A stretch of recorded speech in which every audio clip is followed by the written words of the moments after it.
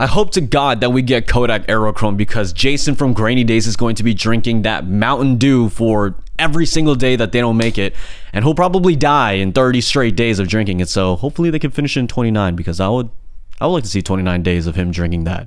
All right, let's get into it. I'm going to skip past the film price argument, the whole out of stock thing, you know, like why can't Kodak build another factory? Why can't we get another film stock? Why is everything not getting cheaper? Yeah, all that stuff, we're going to skip it. Let's get into it. Here's something that 99% of you don't know about Kodak. From the very beginning, Kodak was created in 1888 by a guy named George Eastman, and it started off in Rochester, New York. And from that very first day to now in 2022, film has always been manufactured in the United States in Rochester, New York. Usually when you hear a company that started off in the 1800s and still exists today in 2022, that they'd be rich, they're raking in cash, they're bloated, and they are a mega company, right?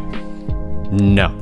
Kodak is not a big company. But I mean, of course, they were obviously the best in the game for at least a century. They were supplying film to amateurs, families, doctors, filmmakers, even the damn military. They once had it all. And of course, we all know that film pretty much died off with the introduction of the digital camera. But before we get into that, we need to talk about, you know, a metaphorical slice of the pie type thing. I think we can all agree that there are a lot of people who own cameras. Obviously more so today than there were in the 80s, but let me ask you this.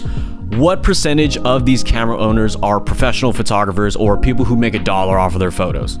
I'm willing to bet it's less than 10%. Now, obviously, I don't have the actual statistic for that answer, but I'm willing to bet that that ballpark statistic still was consistent back in Kodak's heyday. After all, the rise of amateur photography was started by Kodak in 1888 with their first product, the Kodak, which was like a box with a roll of film stuck inside it, and it gave you 100 exposures. You take all your photos, you finish all your 100 exposures, then you give it back to them. They take it out, they develop it, they scan it, and then they give you the box back refilled with another 100 exposures in it. Kodak essentially wanted to get film into the hands of consumers so that they can create memories that will be immortalized through photography. Their slogan, after all, was "You press the button, we do the rest." Now, mind you, Kodak did not invent film. However, they definitely did popularize the accessibility of film, and they were champions at marketing it as well. So Kodak kept trying and trying and trying to make it more accessible and easier for people to pick up a camera and become a photographer tomorrow. With that, you no longer needed expert training to become someone like Ansel Adams. You could be this degular guy in New York City just taking random street photos. Access was the name of the game, and boom, amateur photography exploded. Back then, Kodak realized that they didn't have to make cameras. They could just supply the lifeblood that went into these cameras. They made so much money off of the film, the paper that was used for printing those pictures. Kodak was the heartbeat and the lifeblood of this organism that we call photography, and until the day that organism changes its blood type, Kodak would be the supplier. Now let's backtrack in the conversation and talk about the decline of film photography with the introduction of the digital camera. Remember that word? Accessibility? How can we make photography more accessible? Well, why not give them a camera that could give them a digital rendition of the photo they just took? They no longer have to wait and find out what mistakes they made to learn. Uh-oh. They thought that reviewing an image on a digital screen was typical, or whatever.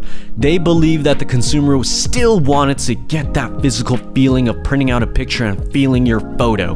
Well, nowadays we kind of like that, but back then, hell no. And you know, at this point, y'all might be like, you know, Chris, we already know this. We know that Kodak declined in the 2000s, the 2010s, you know, like they couldn't keep up. They've refused to adapt. We know all of this. All right, well, this is the part where I'm going to really get into why Kodak is the way that it is. Okay, so now we're in 2011 and Kodak just fell off the S&P 500, which is a list of the 500 biggest companies in the United States.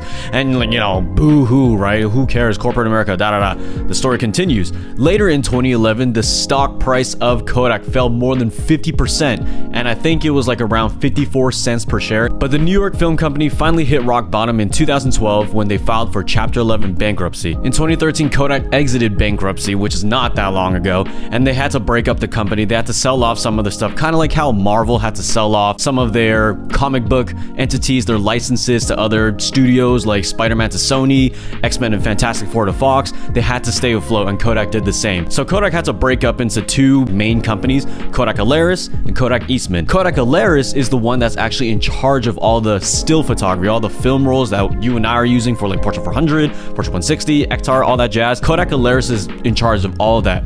Kodak Eastman is the one that's in charge of all the movie film stuff. And I think a couple other things that I'm not completely aware of, but you know, the movie stuff, which like Tarantino, Nolan, and Wes Anderson, you know, like all that film that they use, that's Kodak Eastman. And the company made more money, some side cash, if you will, by licensing their name on other products. Have you ever seen like the Kodak XR H35? That camera is Kodak branded, but it's not made by Kodak. They licensed it to Rideau so that they can make that camera. There's film cases with Kodak branding as well that even I have. Not made by Kodak, only licensed by them. But now we're in 2018 and the film hype is like, you know, it's on the rise. It's peaking and everybody's just buying up Color Plus in bricks, you know, for $239 a pop. You know, those good old days, we all know that, yada yada yada. Kodak is still the same size. You know, they didn't grow. The Rochester factory didn't change. So they weren't ready for any of this hype that was coming their way. So what 99% of people don't understand is that Kodak Alaris is not as big as you think. The infrastructure in Rochester, New York did not change since 2013, and now all of a sudden a huge chunk of the world really wants to grab all these Kodak products. They were not ready. In a previous video where I talked about the Kodak film price increase that happens earlier in this year, I said that film is kind of an elastic product, right? Like people are going to buy it no matter what, regardless of the price, you know, at a certain, you know, threshold, of course. And it's been true. The demand has still been high. Stuff has still been out of stock, you know. Kodak Alaris is still trying to compensate with the film price increase and trying to solve this demand problem, like why their inventory keeps evaporating in a day of coming back in stock. It's a wild time. Even though they have been around for obviously over a century, this company is not that big. It's not as big as Starbucks, not like Walmart, it's not like Shell. They're coming back. And again, all this to say, I'm not here to, you know, defend a corporation. I'm not here to defend like some capitalistic agenda or whatever. They're not paying me to make this video.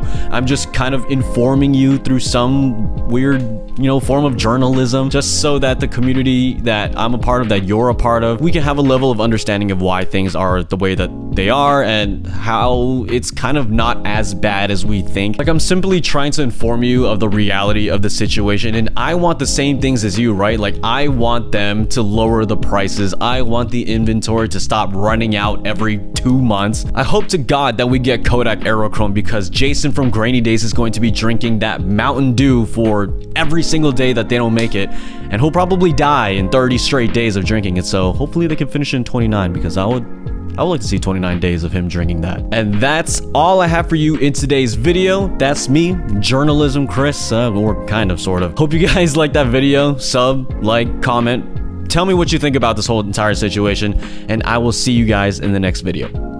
Peace.